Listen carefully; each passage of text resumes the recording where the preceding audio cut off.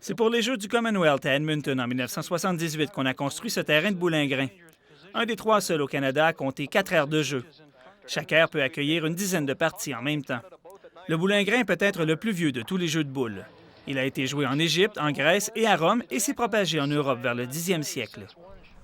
Le sport se joue en équipe de 2, 3 ou 4 joueurs et peut aussi se jouer à 1 contre 1.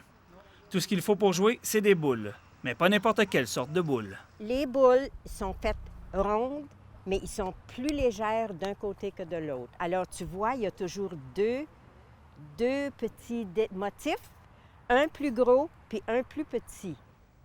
Quand on lance une boule, elle courbe d'un côté ou de l'autre selon la façon dont on l'a placée dans notre main. Le petit côté de la boule la fait courber vers l'intérieur.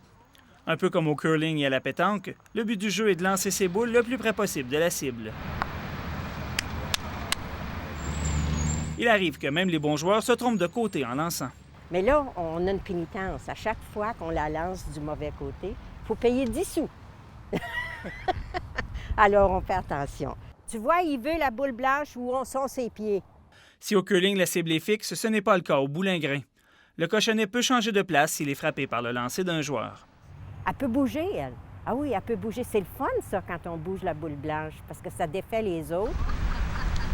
Tout le monde peut jouer au boulingrin.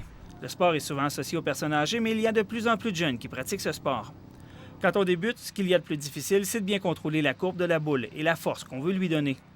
À ma première expérience, j'ai eu tellement de difficultés que tout le monde voulait me donner des conseils. These 2 fingers, get them there. Put that one down there a bit. Stand on this side of the mat.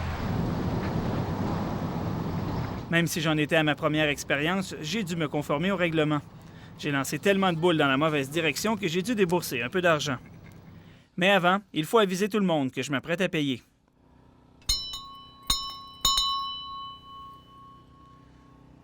Une fois fait, la responsable du club m'attendait.